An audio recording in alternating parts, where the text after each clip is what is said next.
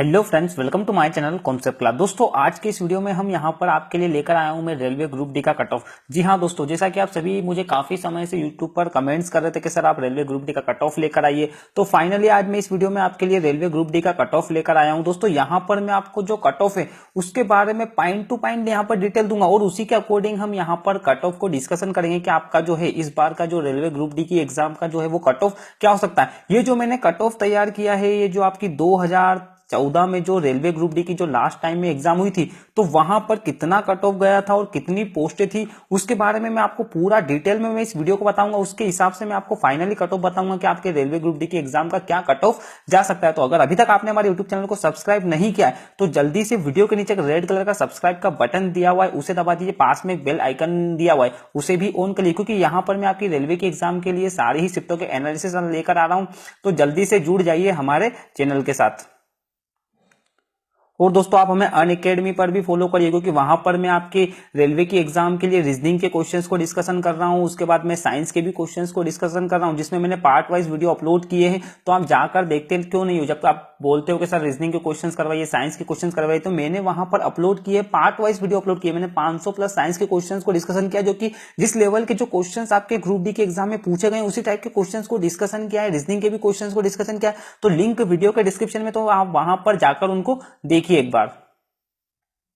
देखिए, सबसे पहले तो हम यहां पर देखते हैं कि जो आपकी जो रेलवे ग्रुप डी की जो वैकेंसी 2014 में आई थी और जो अभी 2018 में आई है, तो यहां पर हम पोस्ट देख लेते हैं कि सबसे पहले हम यहां पर टोटल वैकेंसी की बात करें तो आपकी जो 2014 में जो वैकेंसी निकल कर आई थी वो आई थी 5775 वैकेंसी थी 2014 में। और वहीं हम 2018 की बात करें तो आपकी लगभग 62,907 पोस्ट थी। तो यहां पर मैं आपको कैटेगरी वाइज भी बता देता हूं कि देखिए, जनरल की जो वैकेंसी थी 2014 में 3,197 थी, जबकि 2018 में जो है वो 31,000 के आसपास है, मतलब 32,000 के आसपास मान सकते हो। उसके बाद ओबीसी की जो है 1405 पोस्ट है, तो यहां पर 16,500 पोस्ट है। एससी की 780 पोस्ट है, तो यहां पर कितनी है, 9,453 पोस्ट है। वहीं हम बात करें एसटी की तो 393 है और यहां पर कितनी है, 5,601 है। तो यहां पर अगर हम 2014 से कंपेयर करें 2018 की वैकेंसी को, तो यहां पर देखिए 5,775 थी और यहां पर है 62,907 है। तो लगभग अगर मैं आपसे बात करूं तो 11 से 12 गुना वैकेंसी क्या है इस बार आपकी ज्यादा है। तो यहां पर मैंने आपको बता दिया कि 2014 की जो वैकेंसी थी उसमें टोटल कितने पोस्ट थी और 2018 में कितनी पोस्ट थी। अब यहां पर मैं आगे भी आपको बताता हूं।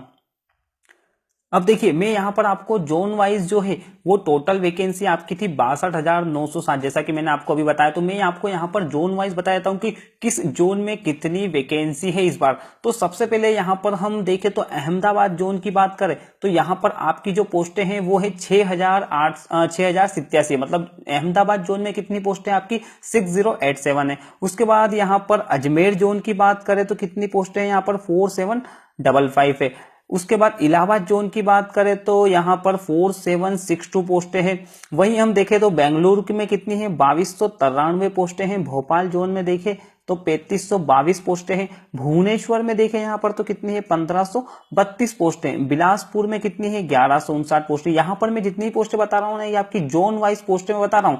चंडीगढ़ जोन में 7832 पोस्टें हैं। चेन्नई जोन में कितनी है, 2979 पोस्ट है। उसके बाद गोरखपुर में कितनी है, 3388 पोस्ट है।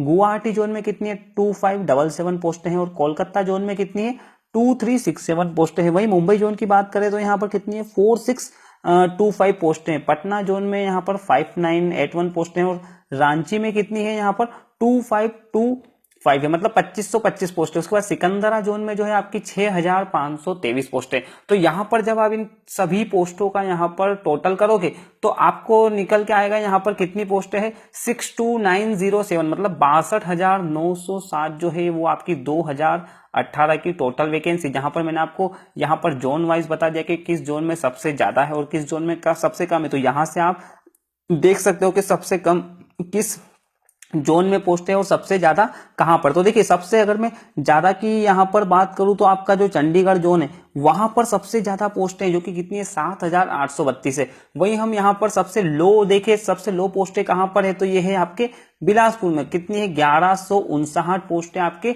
बिलासपुर जोन में। तो इसी के अकॉर्डिंग आपको जो है कट ऑफ को देखना पड़ता है कि कितना कट ऑफ यहां पर जाने की संभावना। तो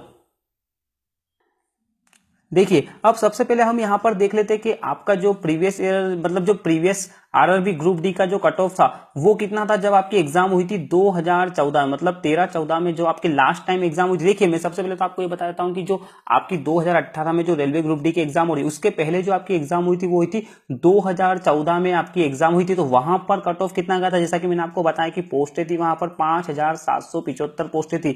टोटल कितनी पोस्टें थी, 5775 थी।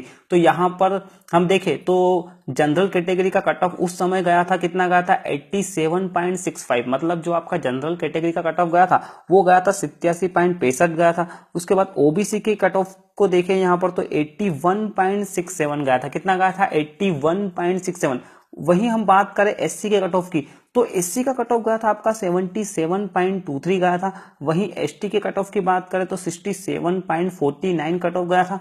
और एक्स सर्विसमैन की बात करें तो 30.33 कट ऑफ गया था। तो यहां पर मैंने आपको बताया सबसे पहले तो कि 2013-14 में जो कि आपकी लास्ट टाइम में एग्जाम हुई थी तो वहां पर कट ऑफ कितना गया, तो देखिए जनरल का लगभग 87 कट ऑफ गया था, ओबीसी का 81 गया था, एससी का 77 गया था, एसटी का 67 गया था और एक्स सर्विसमैन का कितना गया था 30 नंबर कट ऑफ गया था। जब आपकी पोस्टें कितनी थी यहाँ पर 5775, मतलब आपकी जो पोस्टें थी यहाँ पर बहुत ही ज्यादा क्या थी, कम थी। तो उसी के अकॉर्डिंग यहाँ पर जो कट ऑफ गया था वो बहुत ही हाई लेवल का कट ऑफ चला गया था। क्योंकि देखिए पहले जो पेपर आता था ना आपका ऑफलाइन, सबसे पहले तो मैं आपको बता दूं कि ऑफलाइन पेपर होता था जब आपका 2013-14 में लास्ट टाइम पेपर हुआ तो ऑफलाइन पेपर हुआ था। उसके बाद उस समय जब आपका पेपर होता था ना तो जीके का जो पोर्शन होता था तो वहां पर 80 मार्क्स का जीके आता था और 20 नंबर की आपकी मैथ और रीजनिंग देखने को मिलती थी। लेकिन अगर इस बार के हम यहां पर बात करें तो आपका जो रिसेंटली पेपर हुआ ग्रुप डी का तो वहां पर जो है वो पूरा पेपर का पैटर्न चेंज हुआ। उसके बाद पेपर ऑनलाइन भी हुआ और पेपर जो है वो कई शिफ्टों में बने, लगभग 200 से 300 पेपर बने होंगे, मतलब अगर सारी ही शिफ्ट की बात करें तो, क्योंकि एक दिन में 3 पेपर हो रहे हैं आपके और लगभग यहां पर देखा जाए तो 90 शिफ्टों में पेपर मतलब 90 दिन तक आपका पेपर चला है। तो लगभग यहां पर देखा जाए तो 300 पेपर बनकर तैयार हुए। तो उसी के अकॉर्डिंग हम यहां पर अब देखते हैं कि आपका जो 2018 का कट ऑफ है वो कितना हो सकता है। देखिए अब हम यहां पर देखें तो एक्सपेक्टेड आरआरबी ग्रुप डी का जो कट ऑफ आपका जो 2018 का है वो क्या होने की संभावना है। तो देखिए यहां पर अगर हम कैटेगरी वाइज में, यहां पर भी आपको कैटेगरी वाइज बताऊंगा कि कितना कट ऑफ जो है आपका जा सकता है। ये जो कट ऑफ है, ये जो कट ऑफ है ये है आपका एक्सपेक्टेड कट ऑफ है। यहां पर हो सकता है कि आपके 2 या 3 नंबर कम ज्यादा भी हो सकते हैं। एक्सपेक्टेड मतलब यहां पर ये नहीं है कि यही कट ऑफ होगा, हो सकता है कि 2 नंबर कम हो सकते हैं या यहां से 2 नंबर ज्यादा हो सकते हैं। तो देखिए मैं यहां पर अगर जनरल कैटेगरी की बात करें यहां पर, या जनरल कैटेगरी का कट ऑफ देखें तो 71 से लेकर तो आपका 76 के बीच में जनरल का कट ऑफ जाने की संभावना है। वहीं हम ओबीसी के कट ऑफ को देखें यहां तो 65 से लेकर तो 70, मतलब 65 से लेकर तो 70 के बीच में आपका ओबीसी का कट ऑफ जा सकता है। वहीं हम एससी कैटेगरी की बात करें तो आपका जो एससी का जो कट ऑफ है वो 58 से लेकर तो 63 के बीच में जा सकता है।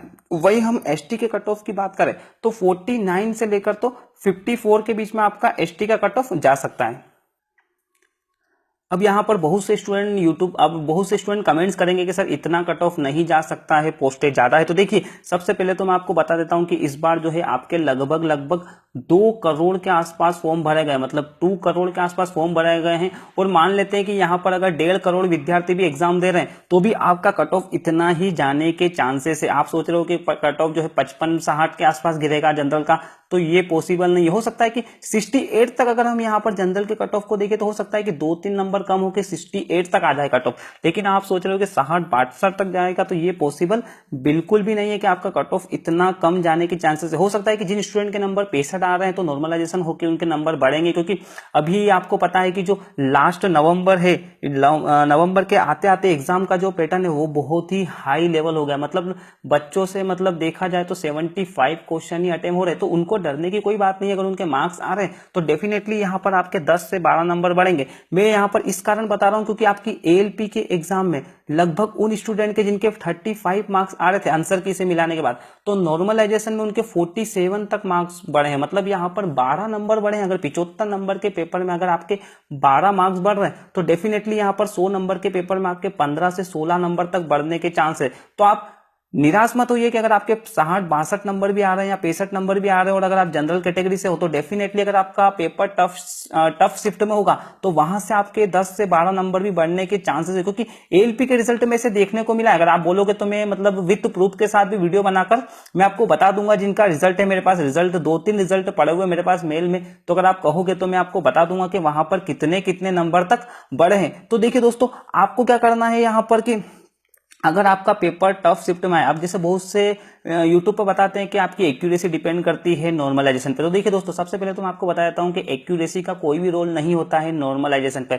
नॉर्मलाइजेशन क्या होता है कि अगर आपका पेपर अगर किसी टफ शिफ्ट में आता है तब जाकर आपके नंबर बढ़ते हैं, चाहे आपकी एक्यूरेसी कितनी भी सही हो या कितनी भी गलत हो। आपका अगर पेपर टफ शिफ्ट में है तो आपके नंबर बढ़ेंगे, और अगर आपका पेपर इजी शिफ्ट में है तो डेफिनेटली जो है आपके नंबर क्या हो जाएंगे, वहां पर कम हो जाएंगे, चाहे आपकी एक्यूरेसी कितनी भी अच्छी हो या 100% आपकी एक्यूरेसी हो। एक्यूरेसी डिपेंड नहीं करती है नॉर्मलाइजेशन पर। मैं आपको बता रहा हूं कि एक्यूरेसी से कोई मतलब नहीं है नॉर्मलाइजेशन को। नॉर्मलाइजेशन क्या होता है कि जब आपका पेपर टफ वाली शिफ्ट में होता है तो वहां पर आपके मार्क्स बढ़ने के चांस होते हैं, और अगर आपका पेपर इजी होता है तो क्या होता है कि आपके मार्क्स घट जाते हैं। तो अगर आपको जैसे कि अभी दिसंबर में 17 दिसंबर तक आपका पेपर चलने वाला है, तो यहां पर जैसे बची हुई जो लास्ट नवंबर के एंड में भी बहुत से पेपर जो है वो बहुत टफ आने लग गए हैं, तो यहां पर आपको डरने की बात नहीं है, आपके नंबर डेफिनेटली बढ़ेंगे। बस आपको ये करना है कि जितने क्वेश्चंस आपसे बन रहे हैं, चाहे 75 बन रहे हैं तो आप 75 ही करिए, तुक्के बिल्कुल भी मत लगाइए, क्योंकि साइंस के क्वेश्चंस का लेवल बहुत ही तगड़ा आ रहा है, न्यूमेरिकल क्वेश्चन ज्यादा देखने को मिल रहे हैं। तो जरूरी नहीं है कि आपसे नहीं बन रहे हैं तो सबसे बनेंगे, वो लोगों से मतलब स्टूडेंट से बन ही नहीं रहे वो क्वेश्चन,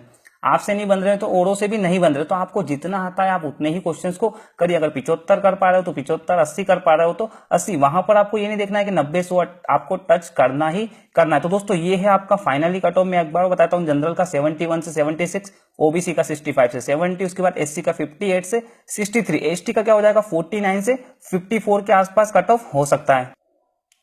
तो दोस्तों ये था आपका फाइनली कट ऑफ। अगर ये वीडियो आपको पसंद आता है तो प्लीज वीडियो को लाइक करिए, शेयर करिए और कमेंट करिए। और दोस्तों देखिए यहाँ पर जो मैंने आपके सामने कट ऑफ जो डिस्कशन किया है ना, 99% आपका यही कट ऑफ होने वाला है। अगर आपका टफ शिफ्ट में पेपर होगा तो आपके मार्क्स बढ़ेंगे, और अगर इजी शिफ्ट में होगा तो आपके मार्क्स घटेंगे। तो दोस्तों मुझे लगता है कि वीडियो आपको पसंद आया होगा। अगर आपको पसंद आता है तो इसे लाइक करें, कमेंट करें, और आपके जो है कितने क्वेश्चंस लगभग सही होने के चांसेस तो आप वीडियो के द्वारा कमेंट्स में बताइए कि आपके कितने क्वेश्चन अटेम्प्ट हुए, जिससे कि कट ऑफ अगर हमें पता चले, मतलब कि कट ऑफ कितना हो सकता है कि आपसे भी इतने ही 75 या 80 के बीच में ही क्वेश्चंस अटेम्प्ट हो रहे। तो दोस्तों अगर अभी तक आपने हमारे चैनल को सब्सक्राइब नहीं किया तो सब्सक्राइब कर लीजिए और बेल आइकन को भी प्रेस कर लीजिए। इससे क्या होगा, मैं जो भी वीडियो अपलोड करूंगा उसके सभी नोटिफिकेशन आपको मिल जाएंगे। Thank you.